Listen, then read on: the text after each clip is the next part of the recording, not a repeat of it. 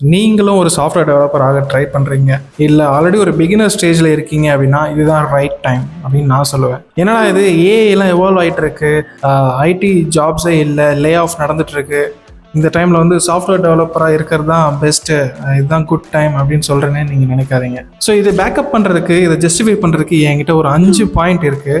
என்னென்னு நம்ம பார்க்கலாம். ஸோ அதுக்கு ஃபர்ஸ்ட் பாயிண்ட் என்ன அப்படின்னா, developers are quitting their job. அதாவது எல்லா டெவலப்பர்ஸுமே வந்து ஐடி ஜாப்ல இருந்து குவிட் பண்ணிட்டு வெளியே வராங்க அப்படின்னு சொல்லலை நான்.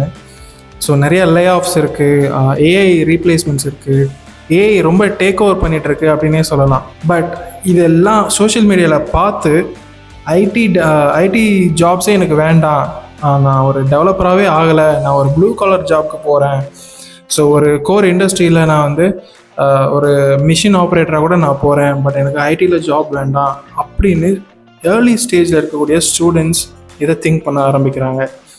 ஸோ எங்ககிட்ட வர என்கொயரியில் எல்லாருமே கேட்குற கொஸ்டின் இதுதான்.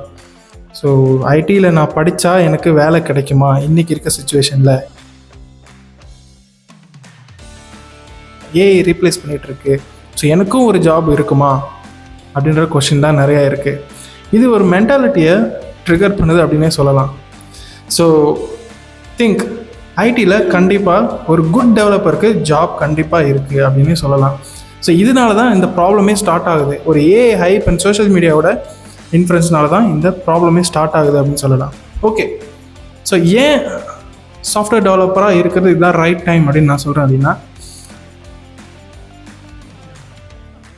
யாருக்குமே லேர்ன் டு கோட் அப்படின்ற ஒரு மென்டாலிட்டி இல்லை. So learn to code is over அப்படின்னே சொல்லலாம். ஒரு ப்ரோக்ராமிங் கற்றுக்கிறது அவ்வளோ ஈஸி இல்லை அப்படின்னாலும் அதை ஸ்டார்ட் பண்ணுறதுக்கான மென்டாலிட்டி இப்போது யாருக்குமே இல்லை.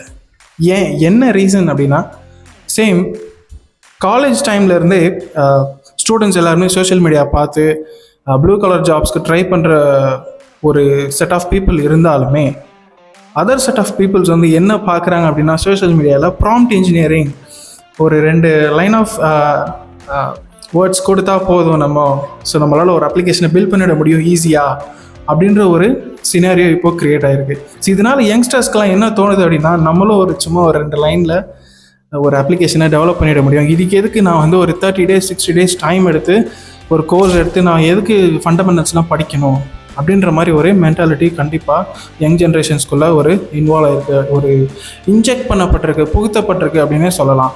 ஓகே, ஸோ நெக்ஸ்ட்டு என்ன அப்படின்னா, AI generates inefficient code.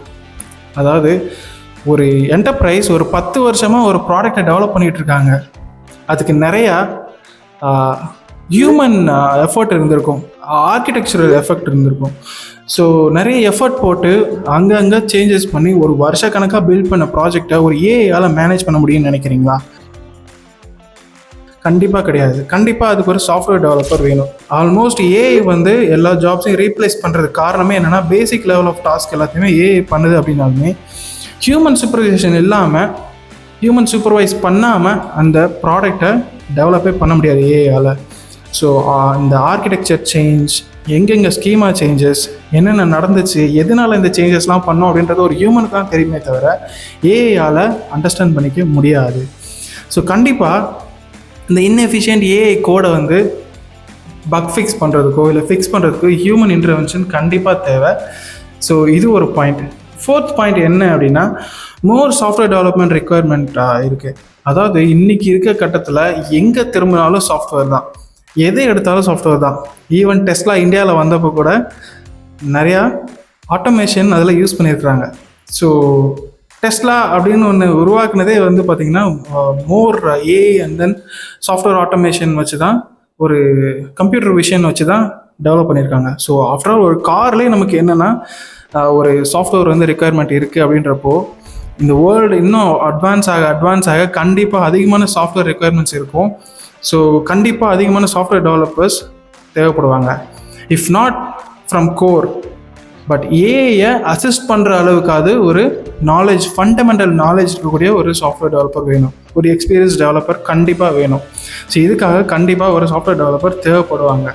And then final point என்ன அப்படின்னா, building software is easy now. நான் ஆல்ரெடி சொன்ன மாதிரி ஒரு ப்ராம்ப்ட் கொடுத்து ஒரு சாஃப்ட்வேரை டெவலப் பண்ணிடலாம் அப்படின்னு யங்கர் ஜென்ரேஷன்ஸ் நினைக்கிறது ஒரு ரொம்பவே தப்பான விஷயம். ஸோ நான் வந்து பார்த்த நியூஸில், ட்விட்டரில் அண்ட் தென் ஃபேஸ்புக்கிலலாம் பார்த்த நியூஸ் என்னென்னா, ஒரு சோலோப்ரனர் ஒரு சாஃப்ட்வேர் டெவலப் பண்ணுறாரு. சடனாக அதில் ஒரு பெரிய பக் இருக்குது. என்டையர் சாஃப்ட்வேரே கிராஷ் ஆகுது.